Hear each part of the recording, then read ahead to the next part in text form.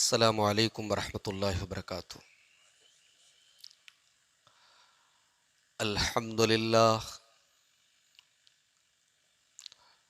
نحمده ونستعینه ونستغفره ونعوذ باللہ من شرور انفسنا ومن سیئات اعمالنا من يهده اللہ فلا مضل له ومن يضلل فلا هادي له واشهد ان لا اله الا الله وحده لا شريك له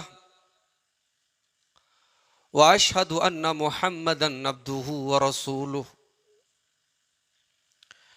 يا ايها الذين امنوا اتقوا الله حق تقاته ولا تموتن الا وانتم مسلمون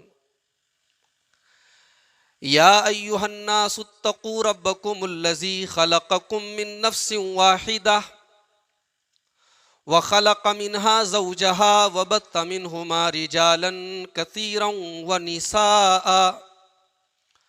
واتقوا الله الذي تساءلون به والأرحام إن الله كان عليكم رقيبا يا أيها الذين آمنوا اتقوا الله وقولوا قولا سديدا يصلح لكم أعمالكم ويغفر لكم ذنوبكم ومن يطع الله ورسوله فقد فاز فوزا عظيما أما بعد فإن خير الحديث كتاب الله وخير الهدي هدي محمد صلى الله عليه وسلم وشر الأمور محدثاتها وكل محدثة بدعة وَكُلَّ بِدْعَةٍ ضَلَالَةٍ وَكُلَّ ضَلَالَةٍ فِي النَّارِ۔ اعوذ باللہ من الشیطان الرجیم، بسم اللہ الرحمن الرحیم۔ ان الذین یخشون ربهم بالغیب لهم مغفرۃ واجر کبیر۔ معزز علماء کرام، محترم بزرگوں، نوجوان ساتھیوں، پردہ نشین ماں اور بہنوں، پیارے بچوں،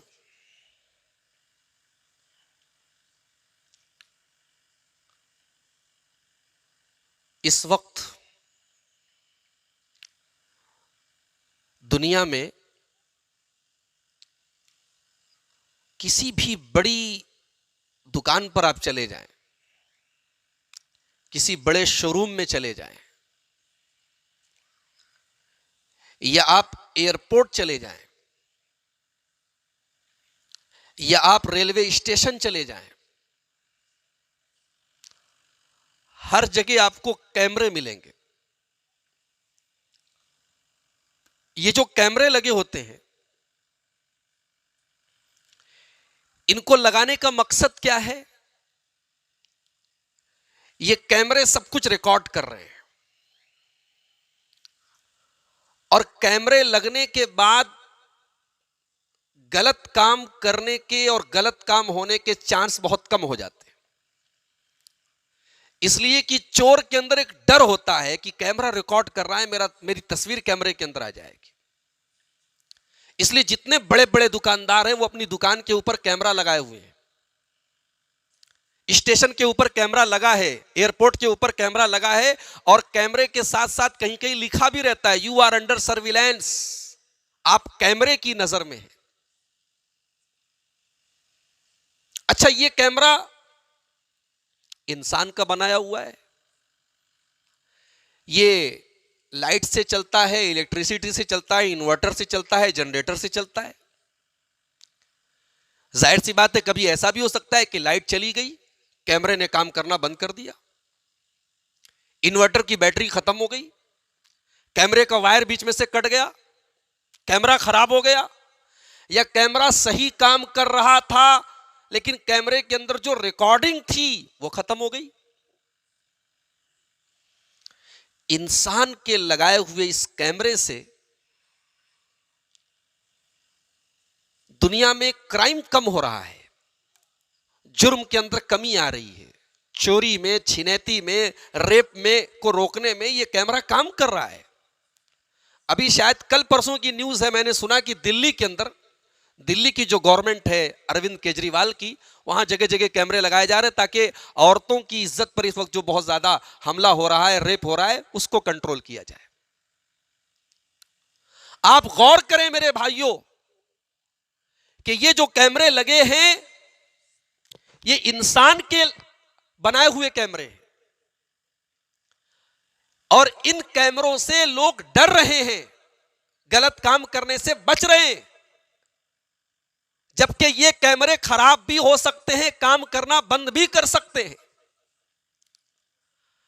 مگر میرے پیارے ساتھیوں، ایک کیمرہ اللہ تبارک و تعالی نے بھی تو لگایا ہے، اور اللہ کا لگایا ہوا وہ کیمرہ وہ بھی 24 گھنٹے آن ہے، وہ بھی ہفتے کے 7 دن آن ہے.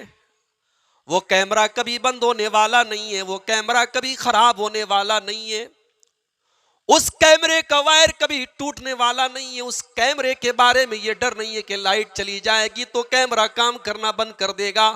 وہ تو دنیا کے بڑے سے بڑے اندھیرے کے اندر بھی وہ کیمرہ کام کر رہا ہے. وہ کون سا کیمرہ ہے؟ اللہ فرماتا ہے وَإِنَّ عَلَيْكُمْ لَحَافِظِينَ كِرَامًا كَاتِبِينَ يَعْلَمُونَ مَا تَفْعَلُونَ.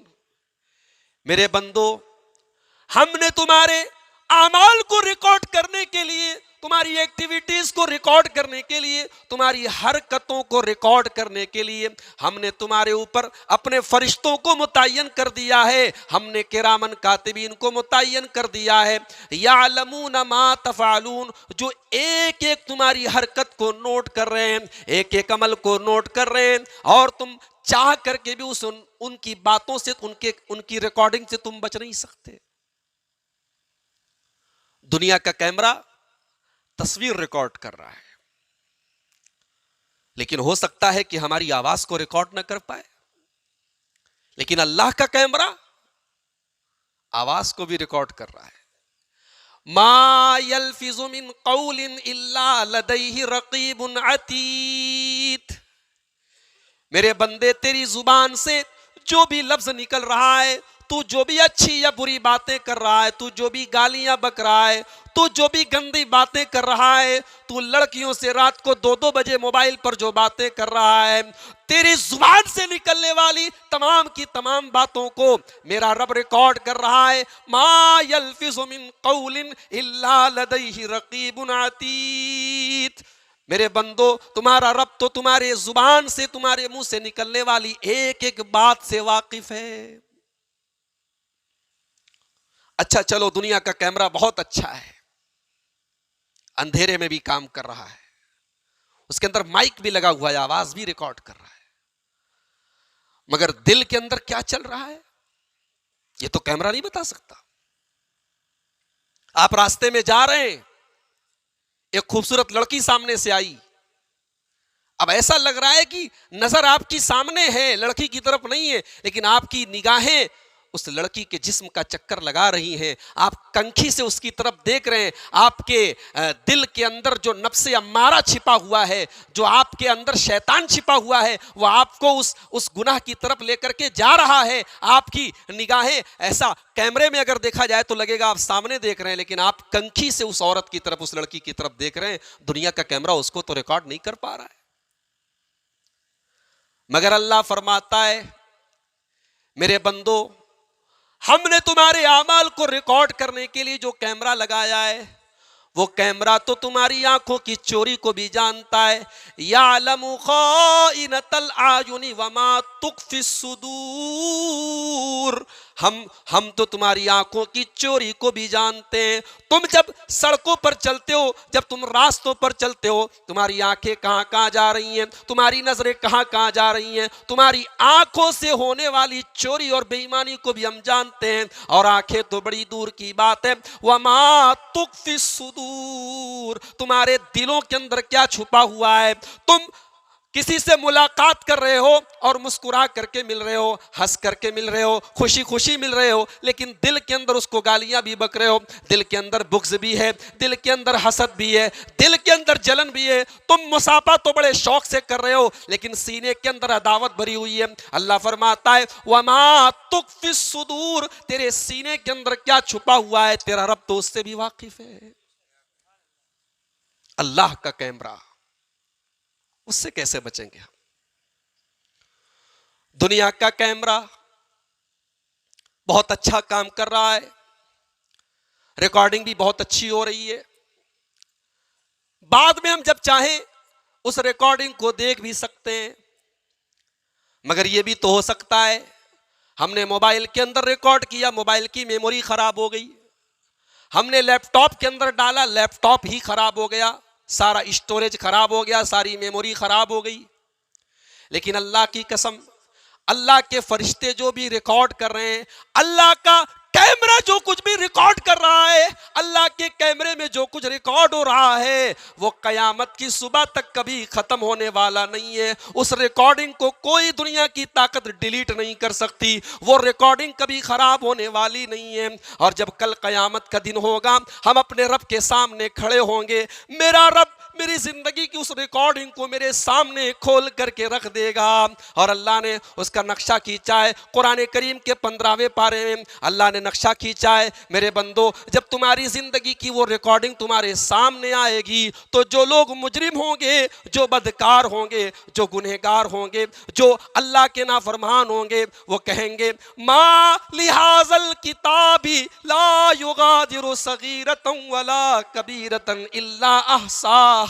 اے اللہ یہ کیسی کتاب ہے، اے اللہ یہ کیسا رجسٹر ہے، اے اللہ یہ کیسا نام اعمال ہے، لا یغادر صغیرۃ ولا کبیرۃ الا احصاها. اے اللہ ہم نے دنیا میں جو کام چھپ کر کے کیا تھا، جو ہم نے کمرہ بند کر کے کیا تھا، ہمارے ابا کو بھی نہیں معلوم، ہمارے اماں کو بھی نہیں معلوم، ہمارے گھر کے کسی فرد کو نہیں معلوم، ہم نے تو لائٹ آف کر کے کیا تھا، ہم نے تو کمرہ بند کر کے کیا تھا، ہمارے دوستوں کو بھی نہیں معلوم تھا. اے اللہ ما لہذا الکتاب لا یغادر صغیرۃ ولا کبیرۃ الا احصاها. اے اللہ وہ عمل، وہ رات کے اندھیرے میں کیا جانے والا عمل بھی اس کتاب کے اندر موجود ہے، اس نام اعمال کے اندر موجود ہے، اس ریکارڈنگ کے اندر موجود ہے. اللہ فرمائے گا وَوَجَدُوا مَا عَمِلُوا حَاضِرًا.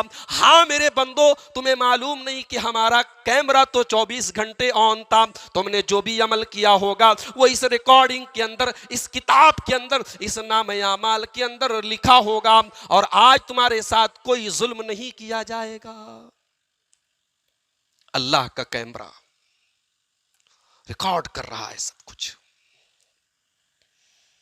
دنیا کے اندر بہت ساری ایسی جگہیں ہیں جہاں موبائل کا نیٹ ورک کام نہیں کرتا.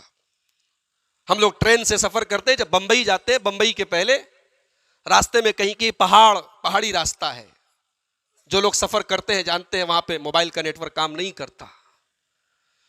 دنیا کے موبائل کے نیٹ ورک کی بھی ایک سیما ہے، ایک لمٹ ہے. موبائل کا نیٹ ورک بھی، اس کے کوریج کی بھی ایک لمٹ ہے.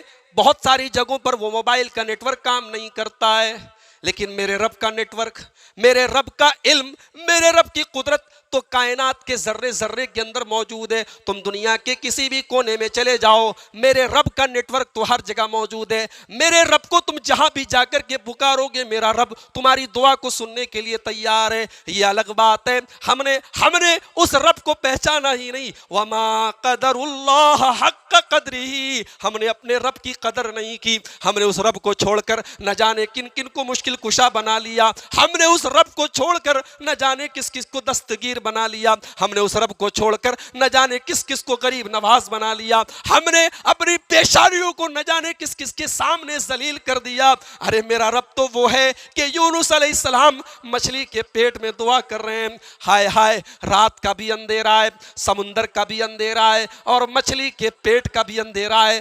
تین اندھیروں کے اندر یونس دعا کر رہے ہیں، یونس دعا کر رہے ہیں، فنادا فی الظلمات، میرا بندہ یونس ہمیں پکار رہا ہے، مچھلی کے پیٹ میں پکار رہا ہے، دنیا کا کوئی نیٹ ورک وہاں پہنچنے والا نہیں ہے، دنیا کی کوئی طاقت وہاں سے یونس کی دعا کو سننے والی نہیں ہے، فنادا فی الظلمات، میرے بندے یونس نے تین اندھیروں میں ہم کو پکارا، اور کیا پکارا؟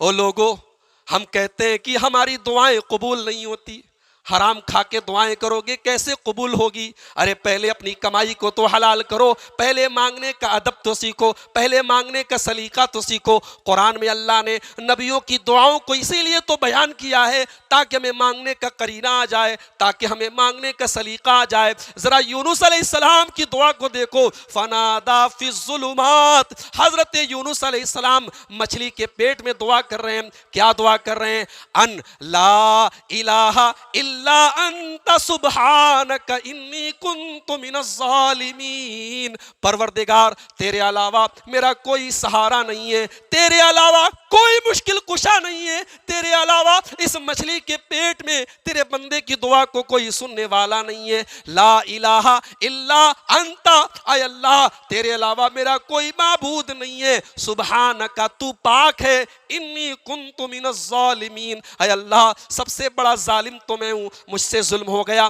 مجھ سے غلطی ہو گئی، اے اللہ تیرے حکم کے بغیر میں اپنی قوم کو چھوڑ کر کے چلا آیا، اے اللہ مجھ سے غلطی ہو گئی، میری دعا قبول کر لے، مجھے معاف فرما دے۔ ابھی یونس کی زبان سے یہ دعا نکلی تھی، اللہ تعالیٰ کہتا ہے فاستجبنا لہ فنجیناہ من الغم، ابھی یونس کے ہونٹوں سے دعا نکلی ہے، ہم نے یونس علیہ السلام کو مچھلی کے پیٹ میں سے نکال کر کے باہر ان کو جو ہے خشکی پہ لا کر ہم نے ان کو مچھلی کو حکم دے دیا کہ جس طریقے سے تو نے یونس کو نگلا ہے ویسے ہی جا کر کے اگل دے۔ حضرت یونس علیہ السلام کو ہم نے ان کی مصیبت سے بچا لیا، اور اللہ کے پیارے نبی جناب محمد رسول اللہ صلی اللہ علیہ وسلم فرماتے ہیں کہ یہ جو دعا ہے حضرت یونس علیہ السلام کی، کسی بھی پریشانی اور مصیبت میں اگر کوئی مسلمان اس دعا کو پڑھے گا تو اللہ تعالیٰ ضرور اس کی پریشانی کو دور فرمائے گا۔ میرے پیارے ساتھیوں، میرے رب کا نیٹ ورک اور میرے رب کی کوریج اور میرے رب کا علم اور میرے رب کی قدرت مچھلی کے پیٹ کے اندر بھی موجود ہے۔ قرآن کریم میں حضرت لقمان کی کچھ نصیحتیں بیان کی گئی ہیں۔ حضرت لقمان اپنے بیٹے کو کچھ نصیحتیں کرتے ہیں، اور باپ کی وہ نصیحتیں اللہ کی نظر میں اتنی قیمتی ہے کہ اللہ نے قرآن کی پوری سورت اتار دی سورہ لقمان کے نام سے۔ یہ الگ بات ہے کہ آج کے باپ کو اتنی فرصت نہیں ہے، وہ بیچارہ اتنا کام دھندا کر رہا ہے، اتنا بڑا بزنس مین ہے، اولاد کے کو سمجھانے اور نصیحت کرنے کے لیے باپ کے پاس ٹائم نہیں۔ لڑکی کہاں جا رہی ہے، کالج کے نام پر کہاں گھوم رہی ہے، موبائل کا کیا استعمال کر رہی ہے، لڑکی کے باپ کو اب اس کی کوئی فکر اور پرواہ نہیں ہے، کیونکہ لڑکی کا باپ بہت بزی ہے، بہت نیک ہے، بہت دیندار ہے۔ اس کی دینداری اس کو اس بات پر کبھی مجبور نہیں کرتی کہ اپنے لڑکے اپنی لڑکی کے اوپر نظر رکھے کہ وہ کہاں جا رہے ہیں۔ میرے بھائیوں، ذرا تصور کرو کہ آج ہماری اور آپ کی زندگی کیسی گزر رہی ہے۔ ایک آدمی دکان بند کر کے رات میں 10 بجے آتا ہے، بچے سو چکے ہیں، صبح سو کر کے اٹھتا ہے، بچے اسکول جا چکے ہیں، بچوں کو باپ کا پیار نہیں مل رہا ہے۔ گھر میں ماں ہے، ماں بیچاری کبھی ٹی وی پر سیریل دیکھ رہی ہے، کبھی موبائل پر ویڈیو دیکھ رہی ہے، کبھی واٹس ایپ چلا رہی ہے، کبھی فیس بک چلا رہی ہے۔ مائیں بیچارے بچوں کو ماؤں کا پیار نہیں مل رہا ہے۔ ہم ایک ایسے دور میں زندگی گزار رہے ہیں، ہم ایک ایسے دور میں زندگی گزار رہے ہیں جہاں بچے اپنی ماں کے پیار سے محروم ہیں، اور یہی وجہ ہے کہ 3 سال کے بچے آج موبائل میں اپنی آنکھیں ڈال کے یوٹیوب دیکھ رہے ہیں، اور 3 سال بچوں کو چشمہ لگایا جا رہا ہے، ان کی آنکھیں خراب ہو رہی ہیں، ان کو اپنا سکون، ان کو اپنا بچپن موبائل میں نظر آ رہا ہے، کیونکہ ان کو بچپن کو سہارا دینے والے نہ ماں ان کے پاس موجود ہے، نہ باپ ان کے پاس موجود ہے۔ حضرت یونس اپنے بیٹے کو نصیحت کر رہے ہیں۔ ایک الگ ٹاپک ہے، میں ادھر نہیں جانا چاہتا۔ حضرت لقمان اپنے بیٹے کو نصیحت کر رہے ہیں، ان نصیحتوں میں ایک نصیحت آپ کے سامنے بیان کرنا چاہتا ہوں۔ حضرت لقمان اپنے بچے سے کہتے ہیں، یا بنیا انہا ان تک مثقال حبۃ من خردل فتکن فی صخرۃ او فی السماوات او فی الارض یأتی بہا اللہ۔ اے میرے بچے، اگر ایک رائی کے دانے کے برابر بھی تو کوئی عمل کرے گا. رائی آپ جانتے ہیں ایک معمولی سا مسالہ ہے جو ہمارے یہاں کھانے میں استعمال ہوتا ہے, اس کو عربی میں خردل بولتے ہیں. شاید اللہ تعالی اپنے بندوں کو سمجھانے کے لیے سب سے چھوٹی چیز جو بندوں کی نظر میں ہے وہ رائی کا دانہ ہے, اللہ نے مثال کے طور پر رائی کے دانے کا تذکرہ کیا ہے, ورنہ اس سے بھی مہین اور اس سے بھی معمولی اگر کوئی چیز ہوتی تو اللہ اس کو بھی ذکر کرتا. فرمایا اے میرے بچے, اگر ایک رائی کے دانے کے برابر بھی تیرا کوئی عمل ہوگا اور تو نے کوئی نیکی کی ہوگی یا تو نے کوئی پاپ کیا ہوگا, فَتَكُنْ فِي صَخْرَةٍ, اور وہ پاپ تو نے کسی چٹان کے نیچے چھپایا ہوگا, او فی السماوات, یا ساتوں آسمانوں کے اندر کہیں تو نے چھپا کر کے رکھا ہوگا, او فی الارض, یا زمین کے اندر تو نے کہیں دبا کر کے رکھا ہوگا. ایک رائی کے دانے کے برابر بھی اگر تو نے کوئی کام کیا ہوگا, یاتی بہ اللہ, تو میرا رب تو وہ ہے جو اس رائی کے دانے کے برابر کی چیز کو بھی سامنے لے آئے گا. میرے رب کا کیمرہ, آج دنیا کا کیمرہ, ابھی ہمارے ساتھ بنارس کے ایک بھائی آئے ہیں, وہ بتا رہے تھے ان کے موبائل کا کیمرہ بہت اچھا ہے, بہت دور کا فوٹو بہت صاف نظر آ جاتا ہے, مگر آپ بتائیے دنیا کا کون سا ایسا کیمرہ ہوگا جس کا زوم اتنا پاورفل ہوگا کہ ایک رائی کے دانے کے برابر بھی اگر کوئی چیز پوری کائنات کے اندر کہیں ہو, اللہ کا کیمرہ اس کو بھی کیپچر کر لے گا, اس کو بھی سامنے لا کر کے رکھ دے گا. یاتی بھی اللہ, میرا رب تو وہ ہے میرے پیارے ساتھیوں. اس رب سے ڈرو, اس رب سے ڈرو, اس کے کیمرے سے ڈرو, اس کی پکڑ سے ڈرو. آج اللہ ہمیں اور آپ کو معاف کرے, ہم مسلمان ہیں, ہم مومن ہیں, اور ہمارے ایمان کی حالت یہ ہے کہ ہم لوگوں سے تو ڈرتے ہیں. نوجوان لڑکا موبائل پر بات کر رہا ہے کسی غیر محرم عورت سے تو اپنے محلے کے لوگوں سے ڈرتا ہے, کہیں محلے والے نہ دیکھ لے, کہیں باپ نہ دیکھ لے, کہیں ماں نہ دیکھ لے. لیکن جب بند کمرے میں آ کر کے بات کرتا ہے تو سوچتا اب کون دیکھ رہا ہے, اب تو باپ بھی نہیں ہے, ماں بھی نہیں, کوئی نہیں دیکھ رہا ہے. میرے پیارے بھائی, تو یہ کیسے بھول گیا کہ جب دنیا کی کوئی نظر تجھے نہیں دیکھ رہی ہے تو ایک نظر وہ ہے جو 24 گھنٹے تجھے دیکھ رہی ہے. اللہ کا کیمرہ 24 گھنٹے تیرے اوپر ہے, اور اسی لیے میرا رب فرماتا ہے یستخفون من الناس ولا یستخفون من اللہ. یہ تو منافقوں کی پہچان ہے, یہ تو اللہ کے دشمنوں کی پہچان ہے. وہ لوگوں سے تو ڈرتے ہیں, وہ لوگوں سے تو شرماتے ہیں, لیکن اللہ سے نہیں شرماتے ہیں, اللہ سے نہیں ڈرتے ہیں. اللہ کے کیمرے کا ان کو کوئی ڈر نہیں ہے. یستخفون من الناس ولا یستخفون من اللہ. حضرت عبداللہ بن مبارک کا آپ نے نام سنا ہوگا, بہت بڑے امام اور بہت بڑے محدث گزرے ہیں. ان کے باپ کا ایک واقعہ تاریخ نگاروں نے اور سیرت نگاروں نے لکھا ہے کہ عبداللہ بن مبارک کے جو باپ تھے جن کا نام مبارک تھا, یہ ایک آدمی کے یہاں کھیت میں مالی کا کام کرتے تھے, کھیت کی دیکھ ریکھ کرتے تھے, کھیت کے باغیچے کی حفاظت کرتے تھے. مالک ایک دن اپنے باغیچے میں آیا, اس نے کہا مبارک ایک گچھا انگور لے کر کے آؤ. حضرت مبارک جو بہت پڑھے لکھے انسان نہیں ہے, بہت قابل انسان نہیں ہے, بہت ڈگری نہیں ہے ان کے پاس, بہت بڑے عالم نہیں ہے, ایک عام انسان ہے, وہ گئے اور ایک پیڑ میں سے انگور کا گچھا انہوں نے توڑ کر کے لا کر کے رکھ دیا. مالک نے انگور کو چکھا, کہا کہ مبارک تم یہ کیسا انگور لے کر کے آؤ, یہ تو بالکل کھٹا ہے, جا کے دوسرا گچھا لے کر کے آؤ.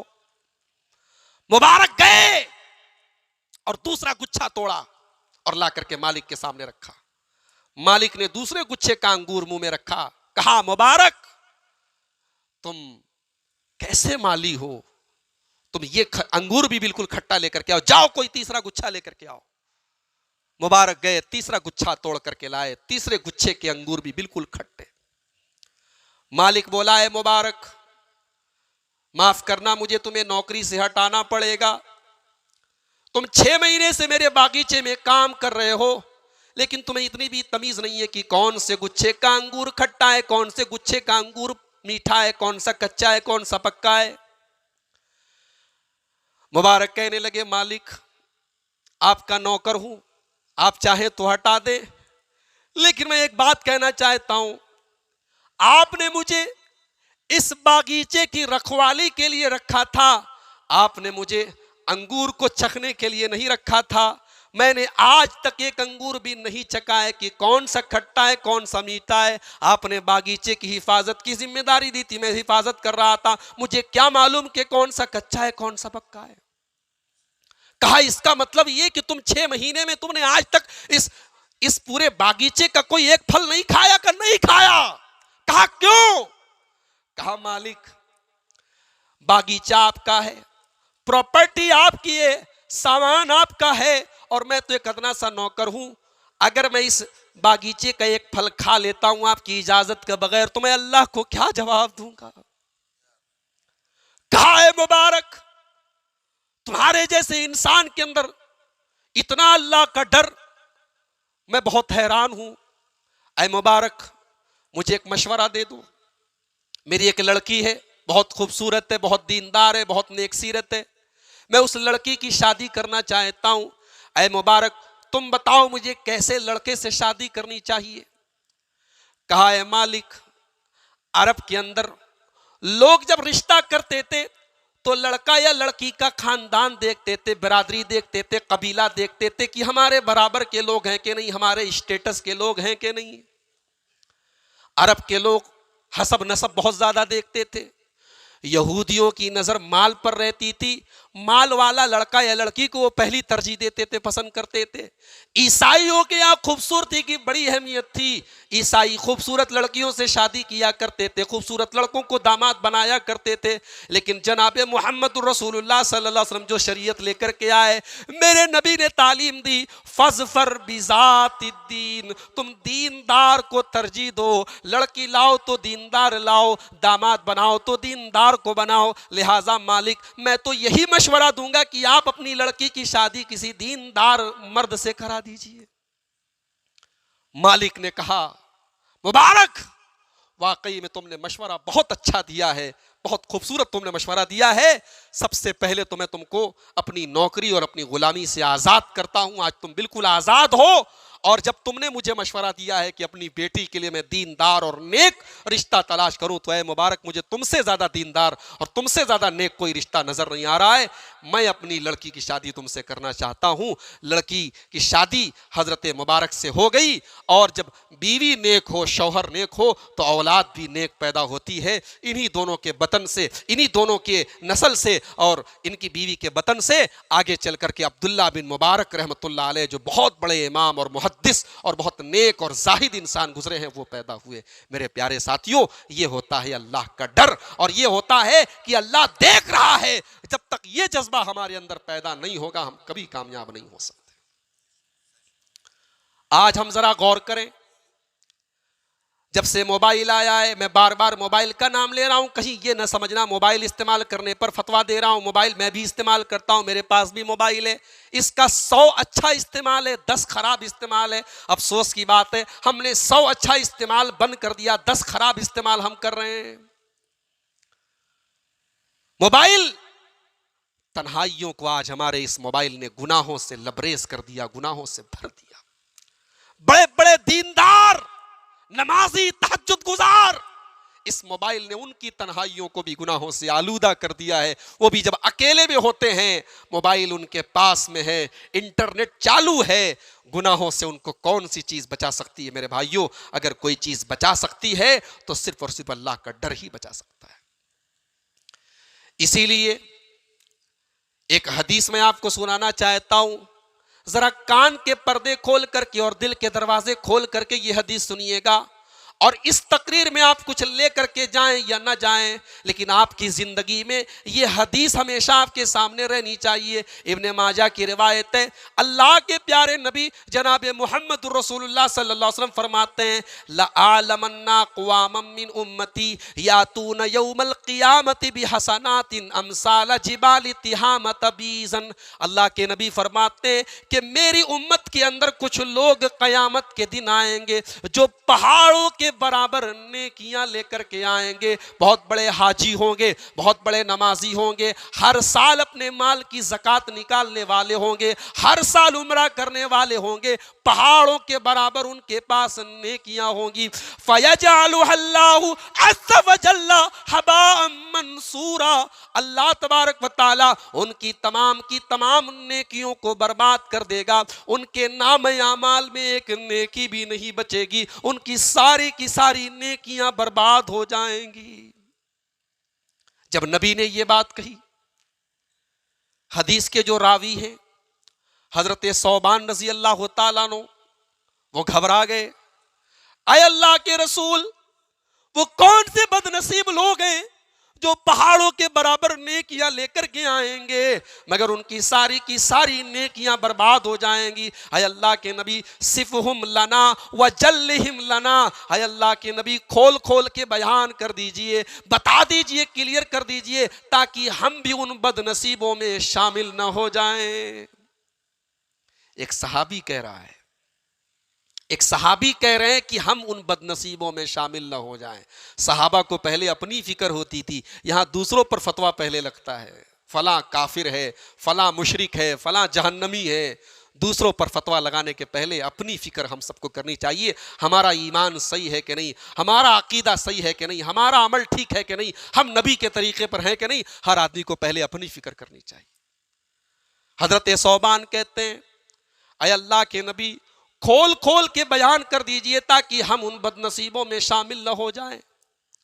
نبی اکرم نے فرمایا, اے ثوبان, اما انہم اخوانکم, میں جن بد نصیبوں کی بات کر رہا ہوں وہ تمہارے ہی بھائی ہوں گے, وہ بھی کلمہ گو ہوں گے, وہ بھی مسلمان ہوں گے, وہ بھی میری امت کے اندر ہوں گے. وَمِن جِلْدَتِكُمْ, اور تمہاری ہی نسل سے ہوں گے, تمہارے ہی بھائی بندو ہوں گے, تمہارے ہی جیسے. وَيَأْتُونَ مِنَ اللَّيْلِ كَمَا تَأْتُونَ, اور وہ بھی راتوں کو نماز پڑھیں گے جیسے تم پڑھتے ہو. پانچوں ٹائم کے نمازی بھی ہوں گے, تہجد کی نماز بھی پڑھیں گے. اے اللہ کے رسول, جب تہجد کی نماز بھی پڑھیں گے اور پانچوں ٹائم کے نمازی بھی ہوں گے تو ان کی ساری نیکیاں برباد کی ہو جائیں گی. فرمایا, وَلَٰكِنَّهُمْ إِذَا خَلَوْا بِمَحَارِمِ اللَّهِ انتهكوها, ان کے اندر کمی اس بات کی ہوگی جب اکیلے میں ہوں گے, جب بند کمرے میں ہوں گے, جب تنہائی میں ہوں گے تو اللہ کے حرام کاموں کا ارتکاب کریں گے,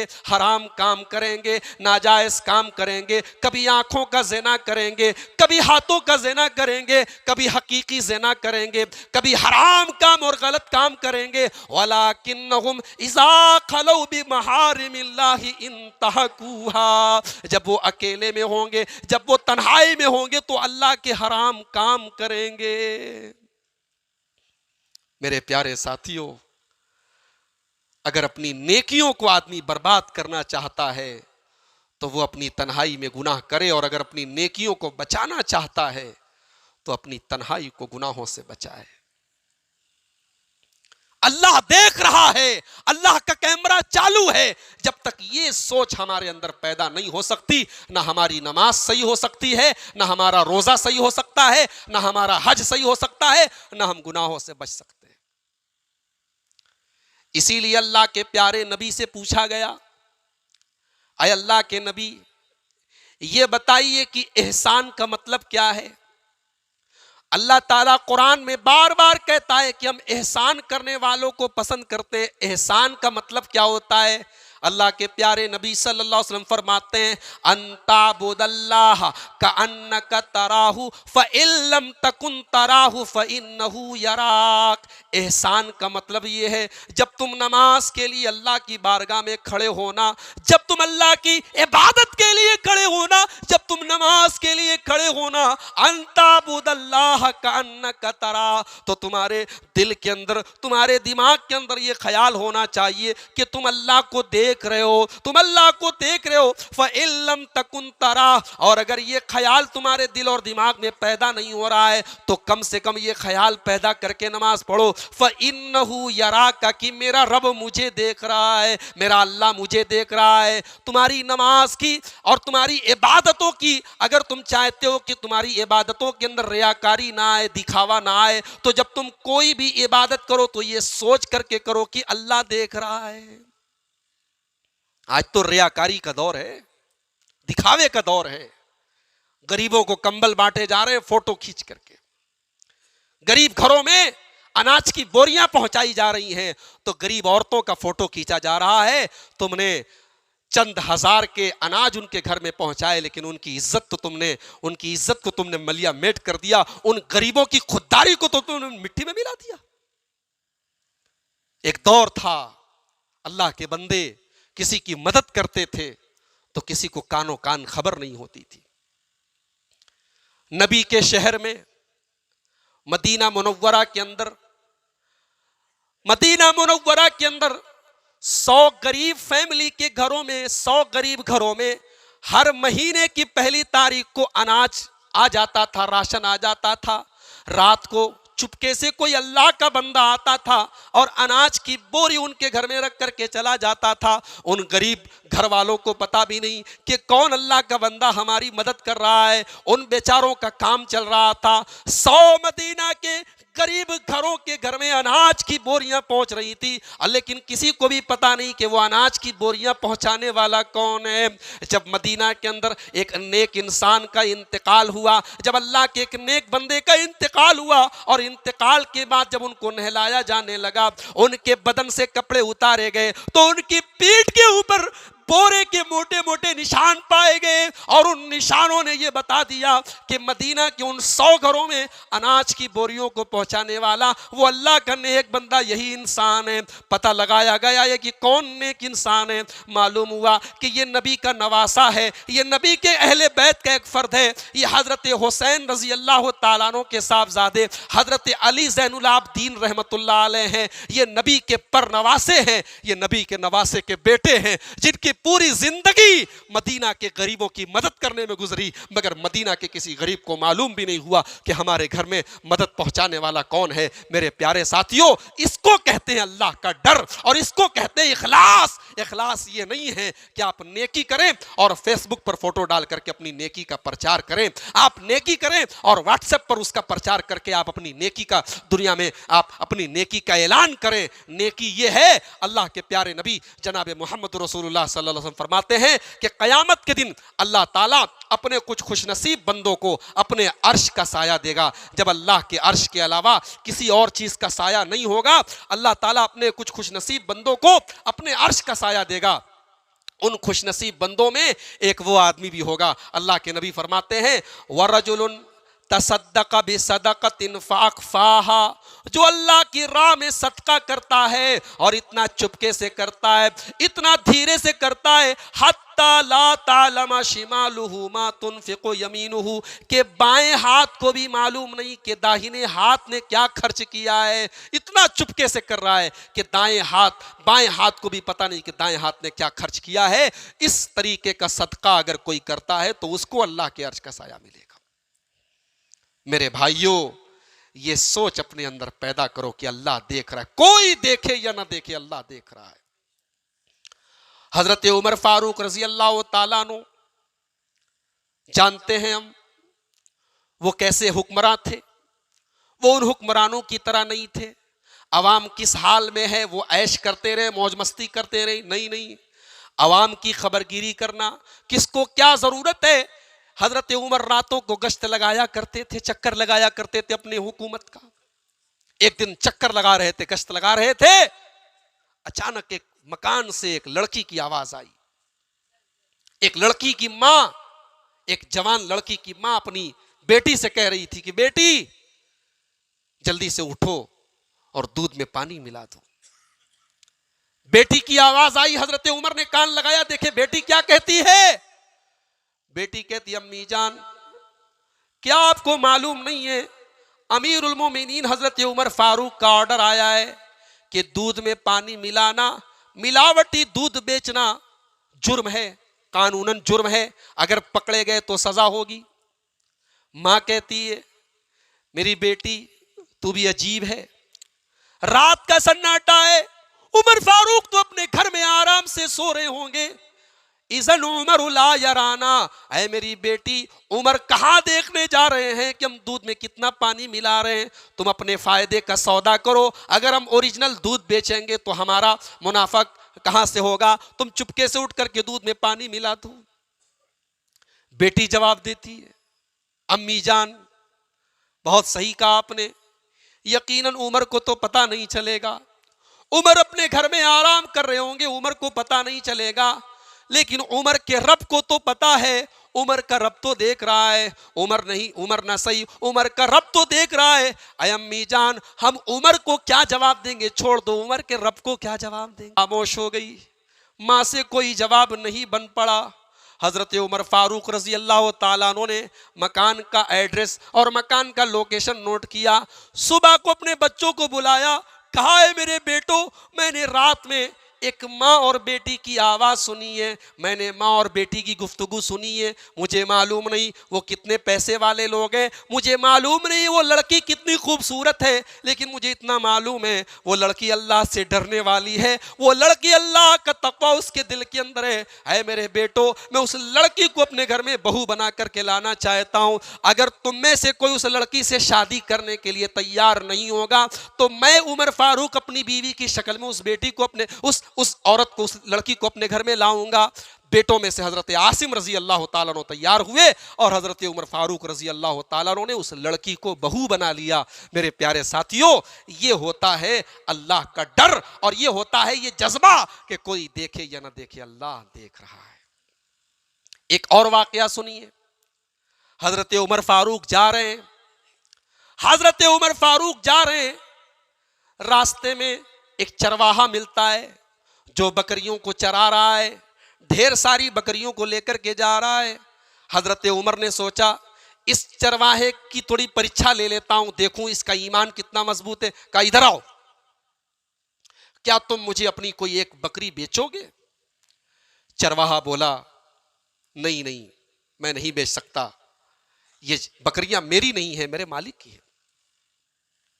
کہا کہ میں ایک تم کو طریقہ بتاتا ہوں، مجھے تم ایک بکری بیچ دو، میں تمہیں قیمت بھی دے دیتا ہوں، تم مزے لے لینا، اور مالک پوچھے تو بول دینا کہ بھیڑیا آیا اور ایک بکری کو لے کر کے بھاگ گیا، کون دیکھنے جاتا ہے۔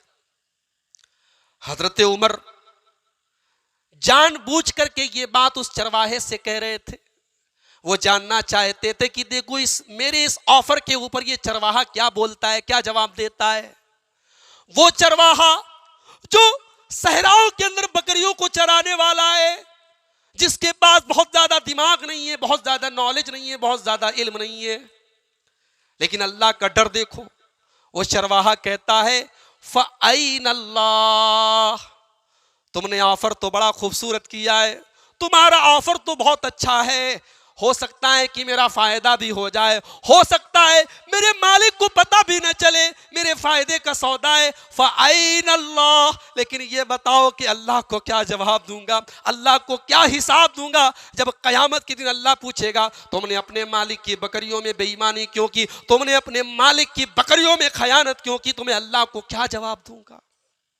حضرت عمر فاروق رضی اللہ تعالیٰ عنہ بے تحاشا رونے لگے، اور اس کے بعد پتہ لگایا کہ وہ چرواہا کس کا غلام ہے، اس کے مالک کو بلایا اور کہا کہ اس کی جو بھی قیمت تم مانگو میں قیمت دے کر کے اس کو آزاد کرتا ہوں۔ اور جب اس کو آزاد کر دیا تو اس چرواہے کو بلایا اور کہا جانتے ہو تمہاری زبان سے نکلا صرف ایک جملہ کہ اللہ کو کیا جواب دوں گا، اللہ کہاں چلا گیا، تمہارا ایک جملہ مجھے اتنا پسند آیا کہ میں نے تم کو آزاد کر دیا، اور مجھے امید ہے کہ یہی تمہارے دل کا یہ جو ڈر ہے اللہ کا، یہ تم کو جہنم کی آگ سے بھی آزاد کرائے گا۔ میرے پیارے ساتھیوں، اللہ دیکھ رہا ہے، جب تک یہ جذبہ ہمارے اندر پیدا نہیں ہوگا کرپشن نہیں ختم ہو سکتا، ریپ نہیں ختم ہو سکتا، لڑکیوں کے ساتھ ہونے والی درندگی نہیں ختم ہو سکتی۔ آپ سخت سے سخت قانون لگا دیں، مگر جب تک دل کے اندر یہ ڈر نہیں پیدا ہوگا کہ ہمیں اللہ کے ہاں جا کر کے ہم نے دنیا میں جو کرتوت کیے ہیں ان کا حساب دینا پڑے گا، تب تک یہ جذبہ نہیں، جب تک یہ جذبہ نہیں پیدا ہوگا تب تک کرائم ختم نہیں ہو سکتے۔ حضرت یوسف علیہ السلام کو دیکھو، یوسف علیہ السلام جس عورت کے گھر میں رہتے تھے، جس کا نام مفسرین نے زلیخا بتایا ہے، حالانکہ کسی صحیح حدیث میں اس عورت کا نام موجود نہیں ہے، یہ اسرائیلی روایتوں میں اس عورت کا نام زلیخا بتایا گیا ہے۔ ہمارے یہاں بہت ساری باتیں عوام میں جھوٹ بھی مشہور ہو جاتی ہیں، عوام میں یہ بھی مشہور ہے کہ حضرت یوسف علیہ السلام کا بعد میں زلیخا کے ساتھ نکاح ہو گیا، شادی ہو گئی۔ غلط بات ہے، اس کا کوئی ثبوت نہیں ہے۔ بہرحال وہ عزیز مصر کی بیوی تھی جس کے گھر میں حضرت یوسف رہتے تھے، اس کا نام مفسرین نے عام طور سے زلیخا بتایا ہے، اس کی کوئی مستند روایت میری معلومات کی حد تک موجود نہیں ہے۔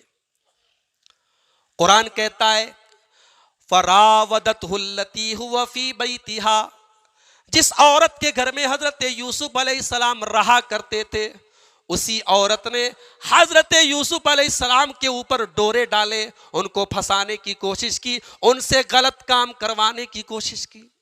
وَغَلَّقَتِ الْأَبْوَابِ، اور اس عورت نے اپنے گھر کے سارے دروازے بند کر لیے۔ اللہ نے دروازہ نہیں کہا، دروازے کہا۔ سارے دروازے، ساری کھڑکیاں، سارے روشن دان بند ہو گئے۔ اب باہر والوں کو پتہ نہیں اندر کیا ہو رہا ہے، اندر والوں کو باہر والوں کا کچھ پتہ نہیں، کوئی کیمرہ بھی نہیں، کوئی ریکارڈنگ کا ڈر بھی نہیں، اور یوسف بھی جوان ہیں، خوبصورت ہے، وہ عورت بھی جوان ہے، خوبصورت ہے۔ قرآن کہتا ہے، ذرا قرآن نے جو نقشہ کھینچا ہے ذرا اس پر غور کرو۔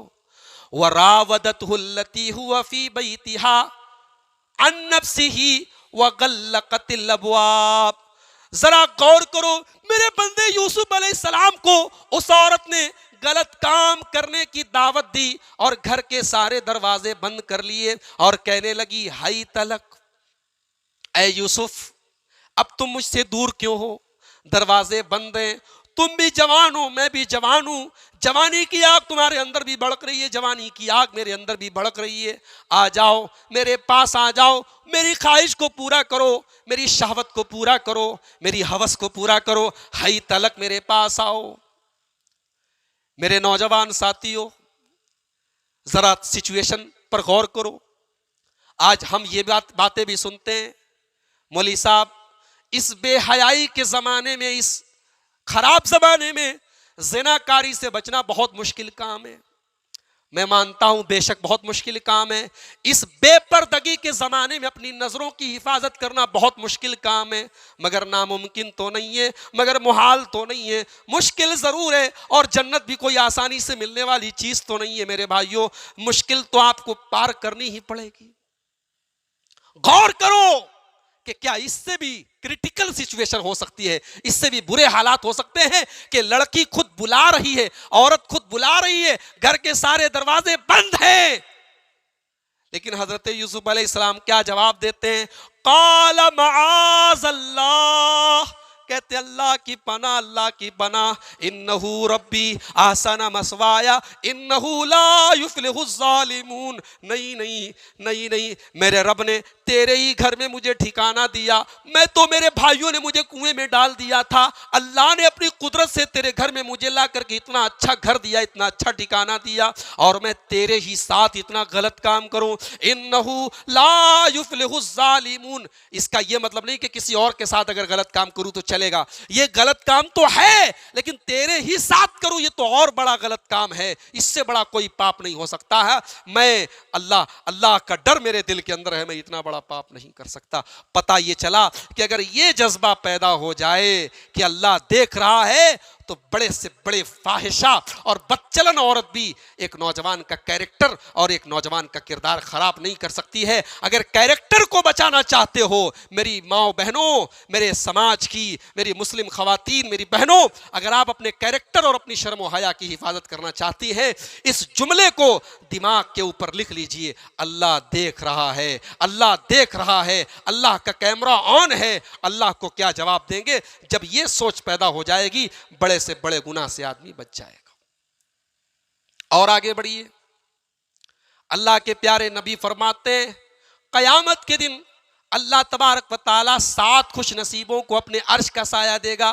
ان 7 خوش نصیبوں میں ایک وہ انسان بھی ہوگا وَرَجُلٌ دَعَتْهُ امْرَأَةٌ ذَاتُ مَنْصَبٍ وَجَمَالٍ فَقَالَ إِنِّي أَخَافُ اللَّهَ، جس کو کوئی خوبصورت عورت، جس کو کوئی پیسے والی عورت غلط کام کی طرف بلائے اور وہ یہ کہہ کر کے ٹھکرا دے انی اخاف اللہ، میں اللہ سے ڈرتا ہوں، میں اللہ سے ڈرتا ہوں، یہ کہہ کر کے اس عورت کی دعوت کو ٹھکرا دے، اللہ کے نبی فرماتے کہ ایسے نوجوان کو اللہ تعالیٰ قیامت کے دن اپنے عرش کا سایہ دے گا۔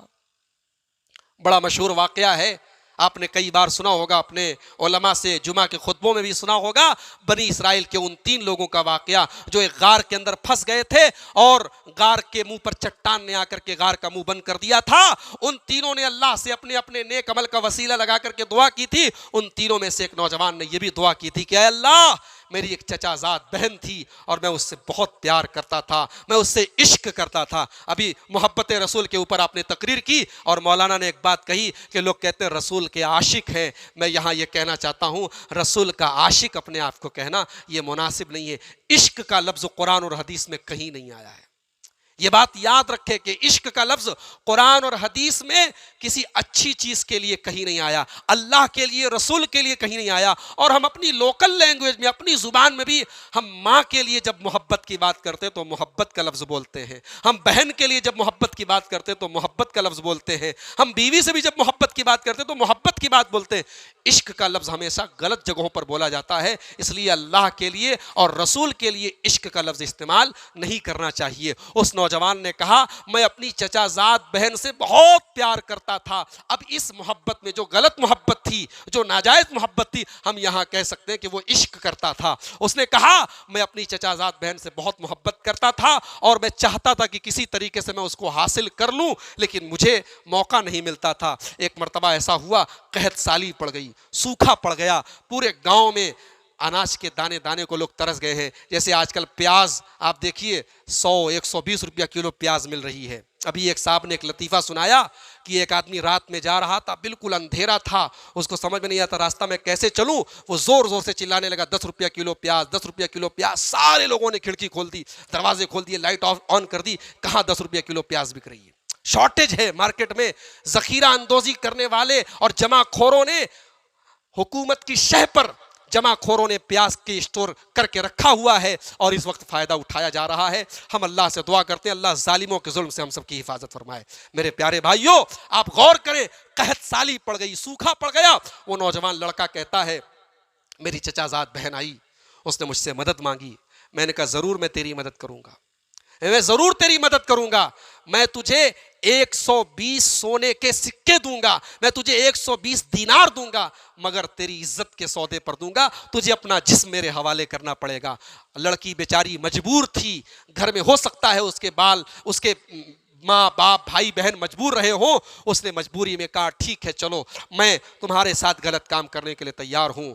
اب وہ نوجوان اللہ کے سامنے اقرار کر رہا ہے کہ اللہ، وہ لڑکی تیار ہو گئی میرے ساتھ غلط کام میں میرا ساتھ دینے کے لیے، اور جب میں نے اس کے ساتھ غلط کام کرنے کا ارادہ کیا اور قریب تھا کہ یہ غلط کام میں کر ڈالتا کہ بالکل عین موقع پر اس لڑکی کی زبان سے ایک جملہ نکلا، اس جملے نے مجھے ہلا کر کے رکھ دیا۔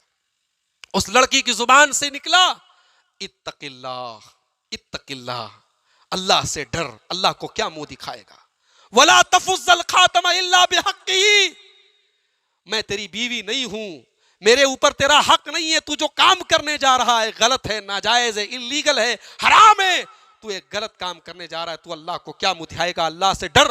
اے اللہ تیرا نام اس لڑکی کی زبان سے میں نے سنا، اے اللہ میں اپنے غلط کام سے، اپنے غلط ارادے سے باز آ گیا، میں نے وہ پیسہ، وہ سونے کے سکے بھی اس لڑکی کو دے دیے، اور میں نے اس کے ساتھ غلط کام کرنے کے ارادے سے بھی توبہ کر لی۔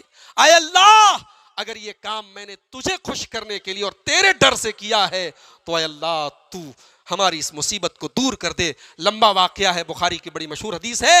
اللہ کے پیارے نبی فرماتے ہیں کہ تینوں لوگوں نے دعا کی اور ان کی اس دعا کے ذریعے سے اللہ تعالیٰ نے ان کی مصیبت کو دور کر دیا۔ میرے پیارے ساتھیوں، پتہ یہ چلا کہ اللہ کا ڈر ہی ایک ایسی چیز ہے جو انسان کو گناہ سے بچا سکتا ہے۔ اور ایک آخری بات بیان کر کے، چونکہ مجھے جلدی بھی ہے، ٹرین بھی پکڑنا ہے، ایک آخری بات بیان کر کے بات ختم کرتا ہوں کہ ہمارے اندر یہ سوچ پیدا کیسے ہوگی، یہ سوچ پیدا کیسے ہوگی کہ اللہ تبارک و تعالی ہی ہمیں دیکھ رہا ہے اور اللہ کا کیمرہ آن ہے۔ تو یاد رکھیے ہمیں 3 کام کرنا پڑے گا، 3 کام ہمیں اور آپ کو کرنا ہے۔ پہلا کام یہ کرنا ہے کہ جب بھی ہم اللہ کا نام لیں تو ہم اللہ کی صفات کو یاد کریں۔ اللہ بصیر ہے، دیکھنے والا ہے، ہم غور کریں کہ اللہ دیکھ رہا ہے، سب کچھ دیکھ رہا ہے۔ اللہ کا ایک نام سمیع ہے، سننے والا ہے، اللہ سب کچھ سن رہا ہے۔ اللہ کا ایک نام علیم ہے، جاننے والا، اللہ سب کچھ جان رہا ہے۔ اللہ کے ان ناموں پر ہم غور کریں، اور جب ہم ان ناموں پر غور کریں تو اپنے دل کے اندر اللہ کا ایک ڈر پیدا کریں کہ جو اللہ سمیع ہے، بصیر ہے، علیم ہے، اس اللہ سے ہم بچ نہیں سکتے، اس کے عذاب سے، اس کی پکڑ سے ہم بچ نہیں سکتے۔ اور دوسرا کام، جب ہمارے دل میں کوئی غلط کام کرنے کا ارادہ پیدا ہو تو ہم یہ بھی سوچیں کہ کل قیامت کے دن ہمارے بدن کے جو اعضاء ہیں، ہمارا ہاتھ، ہمارا پیر، ہمارے کان، یہ سب گواہی دیں گے۔ حتی اذا ما جاؤہا شہید علیہم سمعہم وابصارہم وجلودہم بما کانوا یعملون۔ کل قیامت کے دن جب تم ہمارے پاس آؤ گے، تمہارے کان بھی گواہی دیں گے، تمہاری آنکھیں بھی گواہی دیں گی، تمہاری چمڑی بھی گواہی دے گی۔ وقالوا لجلودہم لما شہدتم علینا۔ اور قیامت کے دن انسان اپنی چمڑی سے کہے گا، اپنی اسکن سے کہے گا کہ تو کیسے بول رہی۔ انسان کی چمڑی بولے گی قیامت کے دن، انسان کی چمڑی بتائے گی کہ اللہ اس نے بند کمرے میں یہ پاپ کیا تھا، اس نے موبائل کے ذریعے یہ گناہ کیا تھا، اس نے یہ غلط کام کیا تھا۔ انسان کی چمڑی بولے گی، اور انسان اپنی چمڑی سے قیامت کے دن پوچھے گا کہ تو کیوں بول رہی ہے، تو کیوں بول رہی ہے۔ وقالوا لجلودہم لما شہدتم علینا، تو کیسے گواہی دے رہی ہے۔ تو انسان کی چمڑی کہے گی قالوا انطقنا اللہ الذی انطق کل شیء۔ انسان کی چمڑی کہے گی کہ اس اللہ نے جس نے تیری زبان کو بولنا سکھایا، اس نے آج ہمیں بولنا سکھایا، اس نے آج ہمارے اندر زبان دے دی۔ میرے بھائیوں، جن پیروں سے چل کر ہم غلط جگہوں پر جاتے ہیں، یہ پیر کل قیامت کے دن گواہی دیں گے۔ جن ہاتھوں سے ہم نے غلط کام کیے، یہ ہاتھ گواہی دیں گے۔ جن آنکھوں سے ہم نے غلط چیزوں کو دیکھا، یہ آنکھیں گواہی دیں گی۔ جس زبان سے ہم نے جھوٹ بولے، جس زبان سے ہم نے غلط باتیں کی، جس زبان سے ہم نے گندی باتیں کی، یہ زبان کل قیامت کے دن گواہی دے گی۔ یہ تصور اپنے اندر پیدا کرو، انشاءاللہ اللہ تعالیٰ گناہوں سے حفاظت کرے گا۔ اور تیسری چیز یہ ہے میرے پیارے ساتھیوں کہ قیامت کے دن ہم جہاں پر بھی گناہ کرتے ہیں، جس زمین پر بھی ہم گناہ کرتے ہیں، وہ زمین بھی قیامت کے دن بولے گی اذا زلزلت الارض زلزالها واخرجت الارض اثقالها وقال الانسان ما لها يومئذ تحدث اخبارها۔ قیامت کے دن یہ زمین بولے گی، یہ زمین گواہی دے گی۔ کس بات کی گواہی دے گی؟ بِأَنَّ رَبَّكَ أَوْحَىٰ لَهَا، کیونکہ اللہ نے اس کو حکم دے گا اور زمین اللہ کے حکم سے بولے گی۔ ہم نے، ظاہر سی بات ہے، ہم دنیا میں کہیں بھی چلے جائیں، کسی ہوٹل کے کمرے میں کوئی غلط کام کریں، ریلوے اسٹیشن کے اندر کوئی کام کریں، دنیا کے کسی بھی کونے میں ہم کوئی غلط کام کریں، ہے تو وہ اللہ کی زمین کا ہی ایک ٹکڑا۔ اللہ کی وہ زمین کل قیامت کے دن بولے گی کہ اللہ یہیں پر اس نے تیری نافرمانی کی تھی، تیرا پاپ کیا تھا، تجھے ناراض کیا تھا۔ میرے پیارے ساتھیوں، اس اللہ سے ڈرو، اس کے کیمرے سے ڈرو، اور یہ تصور اپنے اندر پیدا کرو، اللہ دیکھ رہا ہے۔ اور میں آپ کو اس بات کا اطمینان دلانا چاہتا ہوں کہ میرے رب کی پکڑ بہت مضبوط ہے، میرے رب کی پکڑ بہت سخت ہے، لیکن میرا رب، لوگ کہتے ہیں صبح کا بھولا شام کو لوٹ آئے تو اسے بھولا نہیں کہتے، لیکن میرے رب کا قانون بڑا نرالا ہے، میرے رب کے اصول بڑے الگ ہیں۔ میرے رب کا یہ اصول نہیں ہے کہ صبح کا بھولا شام کو لوٹ جائے تو اسے بھولا کہتے ہیں۔ میرے رب کا اصول یہ ہے کہ مجھے بھول کر کے تو جب بھی لوٹا میں تجھے اپنانے کے لیے تیار ہوں، تیری توبہ قبول کرنے کے لیے تیار ہوں۔ میرے بھائیوں، ہم اپنے رب کے ڈر سے اگر کوئی گناہ کرنے کا ارادہ ہمارے دل میں پیدا ہوا، بہت غور سے سنیے گا، یہ آخری بات بیان کر کے بات ختم کر رہا ہوں۔ اللہ کے نبی فرماتے ہیں اگر بندہ کوئی غلط کام کرنے کا ارادہ کرتا ہے تو فرشتے اللہ سے کہتے کہ اے اللہ تیرا بندہ غلط کام کرنے جا رہا ہے۔ اللہ کہے گا میرے بندو غور سے دیکھو، غور سے دیکھو، اگر میرا بندہ یہ غلط کام کر دے تو ٹھیک ہے، اس کے نامہ اعمال میں ایک گناہ لکھ دو۔ اگر میرا بندہ یہ غلط کام کر دے تو اس کے نامہ اعمال میں گناہ لکھو، لیکن اگر میرا بندہ میرے ڈر کی وجہ سے اگر گناہ کا کام کرنے سے باز آ جائے، وہ غلط کام نہ کرے، اگر میرا بندہ وہ غلط کام نہ کرے تو اے میرے فرشتوں میرے بندے کے نام اعمال میں ایک نیکی لکھ دو۔ غور کرو میرے پیارے ساتھیوں، بندہ غلط کام کرنے کا، برے کام کرنے کا ارادہ کر رہا ہے، لیکن اللہ کا ڈر اس کے اندر پیدا ہو گیا، اس نے وہ کام نہیں کیا، تو اللہ تبارک و تعالیٰ اس کے نام اعمال میں ایک نیکی لکھ رہا ہے۔ کیوں لکھ رہا ہے؟ اللہ فرماتا ہے انما ترکھا من جرایا، اے فرشتوں جانتے ہو میرا بندہ غلط کام کرنے جا رہا تھا، لیکن میرا ڈر اس کے اندر پیدا ہو گیا، میرا خوف اس کے اندر پیدا ہو گیا، اس لیے وہ غلط کام نہیں کر رہا ہے۔ اللہ کے ڈر سے اگر ہم غلط کام چھوڑ دیں، اللہ ہمارے نام اعمال میں نیکی لکھتا ہے۔ آئیے ہم اللہ سے دعا کریں، اللہ تعالیٰ ہم سب کو ہر قسم کے گناہوں سے بچنے کی توفیق نصیب فرمائے۔ رب العالمین ہم سب کو کہنے اور سننے سے زیادہ عمل کی توفیق عطا فرمائے۔ رب العالمین ہمیں قیامت کے دن کی سختیوں سے بچائے۔ رب العالمین ہمیں عذاب قبر سے بچائے۔ رب العالمین ہمارے جان و مال، ہماری عزت و آبرو کی حفاظت کرے۔ جو لوگ ہم میں بیمار ہیں اللہ ان کو شفائے کامل عاجل عطا فرمائے۔ جو لوگ روزی روٹی سے پریشان ہیں اللہ ان کی روزی روٹی میں برکت نصیب فرمائے۔ اس پروگرام کو جن بھائیوں کی اور جن لوگوں کی محنتوں سے یہ پروگرام منعقد ہوا ہے اللہ ان سب کو جزائے خیر عطا فرمائے، ان کی روزی روٹی میں، ان کے اہل و عیال میں برکتیں نصیب فرمائے۔ اللہ ہمارے ملک کی بھی حفاظت فرمائے، ہمارے ملک کو فرقہ پرستوں کی فرقہ پرستی سے، شریروں کے شر سے، ظالموں کے ظلم سے بچا کر کے رکھے۔ رب العالمین ہماری مسجدوں کی حفاظت فرمائے۔ رب العالمین ہمارے جان و مال، ہمارے عزت و آبرو کی حفاظت فرمائے، جب تک دنیا میں زندہ رکھے اسلام پر زندہ رکھے اور خاتمہ ہم سب کا ایمان پر ہو، آمین۔ وآخر دعوانا الحمد للہ رب العالمین، والسلام علیکم ورحمۃ اللہ وبرکاتہ۔